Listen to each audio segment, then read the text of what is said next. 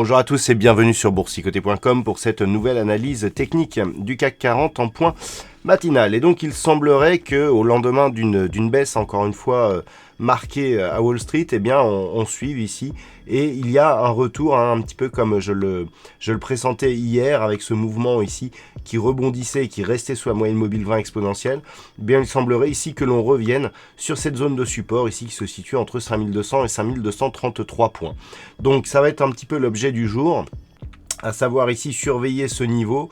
Ce niveau il est majeur, je vous l'ai montré sur l'analyse d'hier soir, l'analyse donc en clôture. Revisionnez-la, il y a des objectifs baissiers assez importants en cas de rupture ici de cette zone de support. Donc pour aujourd'hui, on va vraiment observer ce qui se passe sur ce niveau et attendre pourquoi pas un rebond technique, à savoir que l'on ouvre déjà sur un gap baissier qui est un signal de force au sortir ici d'une phase de rebond technique.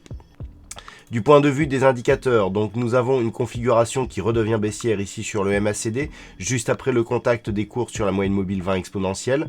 Le RSI qui est lui toujours sur une trajectoire de sortie de zone de survente en unité de temps H4, ce qui n'est plus le cas en daily, eh bien est en train de revenir ici vers cette zone de survente. Donc là aussi, on est en train d'invalider le signal. Alors, la configuration, elle est très simple. Le point donc à surveiller, c'est celui-ci. On a donc des objectifs baissiers sous ce niveau, donc ça c'est clair. Donc, ce qu'il y a, c'est que on est dans une configuration typique où on a une grosse impulsion, un rebond technique ici qui ne parvient même pas à toucher le retracement à 38,2% de Fibonacci, qui se situe à 5546 points, une stabilisation des cours ici sous une résistance intermédiaire à 5500 points, un contact ici sur la moyenne mobile 20 exponentielle qui a été très léger et même pas encore en direct, c'est vraiment le contact sur la bougie lié à la clôture. On repasse ici sous la zone des 5376 qui constituait le bas d'un range très court terme, donc de fin de consolidation. Cette zone ici, hier, a agi comme résistance. On valide l'accélération avec un gap baissier, donc on englobe totalement la zone ici des 5306 points.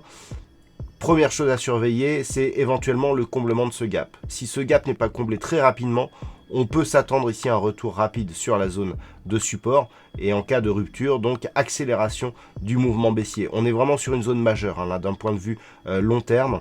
Donc en cas de cassure, on peut vraiment s'attendre à une accélération.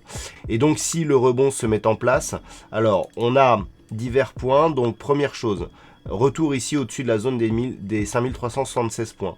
On serait sur une stabilisation, neutralisation un peu plus large entre cette zone de support et la zone des 5500 points.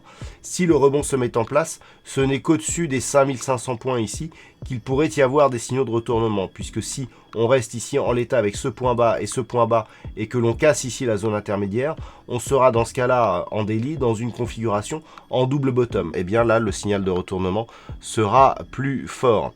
Voilà donc ce que l'on peut dire sur cette analyse technique du CAC 40 en point matinal. Je vous rappelle qu'à partir de 14h, nous avons Trading Live, donc avec les chiffres du NFP et du chômage américain et canadien qui seront dévoilés à 14h30, donc toujours un contexte qui sera expliqué face au coronavirus, des résultats de nouvelles stratégies de trading assez encourageants. Donc je vous donne rendez-vous à partir de 14h sur la chaîne boursicoté.com. D'un point de vue macroéconomique, donc comme je vous l'ai indiqué, 14h30, chiffre du NFP et du chômage canadien.